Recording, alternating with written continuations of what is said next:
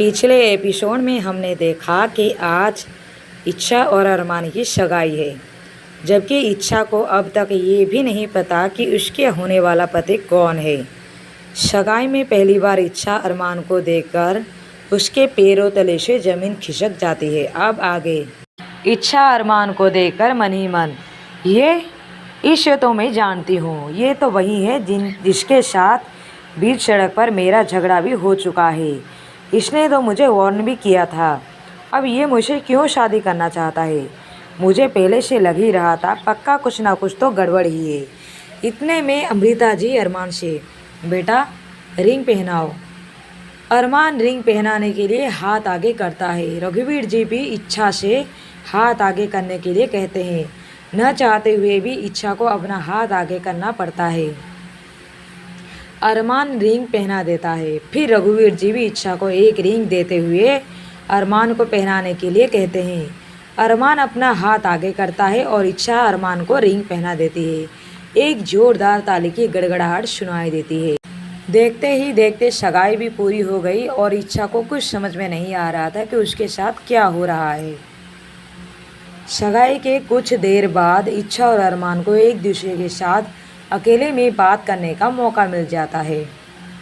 इच्छा अरमान से, मैं एक्चुअली आपको उस दिन की हरकत के लिए सॉरी कहना चाहती हूँ। मुझे आपके साथ ऐसा बिहेव नहीं करना चाहिए था। अरमान, इट्स ओके, उस दिन गलती मेरी ही थी। वैसे इच्छा, तुम इस शादी से खुश तो हो ना? तुमसे पूछे बिना तुम्हारे डैड ने तुम्हारी शादी पक्का कर दिया है। तुम्हें कोई एतराज़ तो नहीं है? मेरा मतलब है, कहीं तुम किसी और से प्यार तो नहीं करती हो ना? इच्छा, नहीं, ऐसा कुछ भी नहीं है। अरमान मन ही मन, झूठी, कितना झूठ बोलती है। शक्ल तो मासूम है लेकिन अंदर से इतनी चालबाज है। दोनों कुछ देर बातें करते हैं। अब इच्छा थोड़ी रिलैक्स फील कर रही थी। उसकी घबराहट कुछ कम होती है। अब वो अरमान के साथ कंफर्टेबल फील कर रही थी। अब उसे इस शादी से कोई एतराज़ नहीं था, क्योंकि वो अब अरमान पर थोड़ा बहुत भरोसा करने लगी थी। सगाई के 10 दिन बाद शादी का मुहूर्त भी निकल जाता है। रघुवीर जी अपना घर गिरवी रखकर भी अपनी बेटी की शादी में कोई कमी नहीं आने देते हैं। शादी बड़ी ही धूमधाम से होती है। अरमान अपनी दुल्हन को लेकर घर आता है। अब वक्त आता है गृह प्रवेश का। अमृता जी इच्छा और अरमान की आरती उतारती है, नई बहू का गृह प्रवेश करवाती है। इच्छा को एक कमरे में ले जाकर बैठाया जाता है, जो कि बहुत ही अच्छे से सजाया गया था। इच्छा, जो कि शादी के लाल जोड़े में किसी लाल परी से कम नहीं लग रही थी। इच्छा कमरे में अकेली बैठी हुई अरमान का इंतज़ार कर रही थी।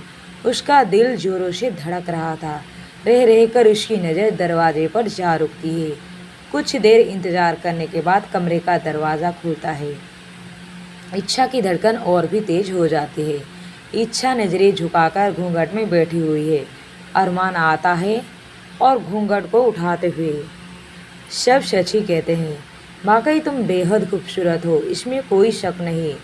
इच्छा शर्म से पानी पानी हो रही थी।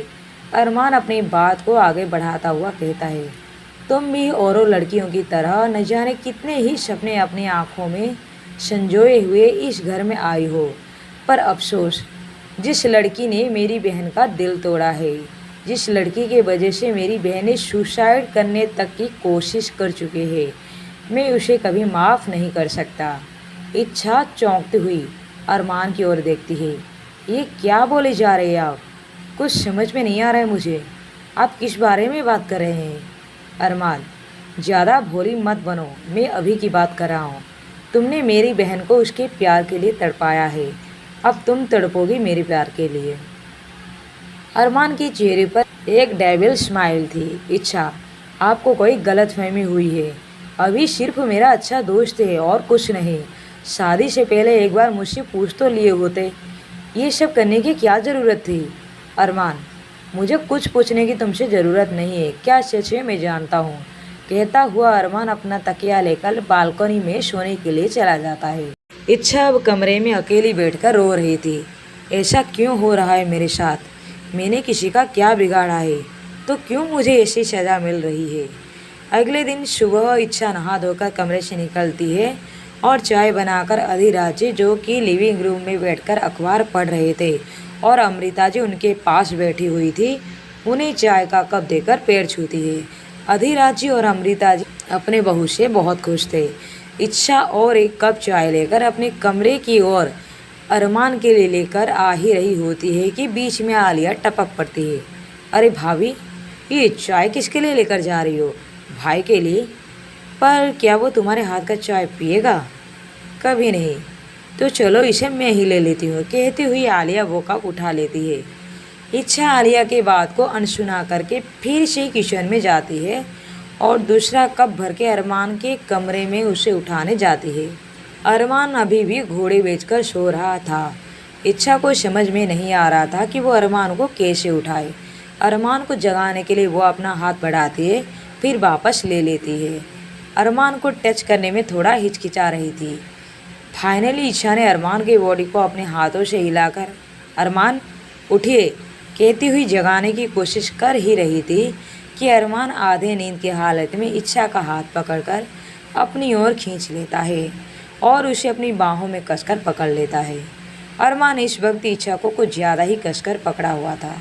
इच्छा अपने आप को छुड़ाने की बहुत कोशिश करती है, पर जब नाकामयाब रहती है तो एकदम जोर से अरमान के हाथ को बाइट कर लेती है। अरमान चीखता हुआ उठ जाता है। तुम मेरे पास मेरे बिस्तर में क्या कर रही हो? इच्छा मुंह बनाती हुई, मुझे कोई शौक़ नहीं है तुम्हारे पास आने का, वो तो मैं बस तुम्हें जगाने आई थी। अरमान, कोई ज़रूरत नहीं है मुझे जगाने की, मैं अलार्म लगाकर सो सकता हूँ। ओके, अब जाओ। अच्छा छोड़ो, मैं ही चला जाता हूँ, कहता हुआ अरमान उठ ही रहा होता है कि फिर से इच्छा के ऊपर गिर जाता है और दोनों के होठ टकरा जाते हैं। अरमान इच्छा के साड़ी से अपना होठ पोंछता हुआ, ये कड़वा कड़वा क्या लग रहा है? इच्छा पहले तो अरमान को घूरकर देखती है, फिर अपने पास पड़ा तकिया अरमान की छाती पर दे मारती है और वहाँ से चली जाती है। अब आगे देखिए कैसा होगा अरमान और इच्छा के बीच खट्टी मीठी नोक-झोंक। क्या इच्छा अरमान के दिल में अपने लिए जगह बना पाएगी? जानने के लिए बने रहिए एक बूंद इश्क पर। डियर फ्रेंड्स, आज का एपिसोड आपको कैसा लगा प्लीज़ कमेंट करके ज़रूर बताएं। साथ ही लाइक, कमेंट और शेयर करें। अगर आप इस चैनल पर नए हैं तो प्लीज़ सब्सक्राइब ज़रूर करें। Thank you.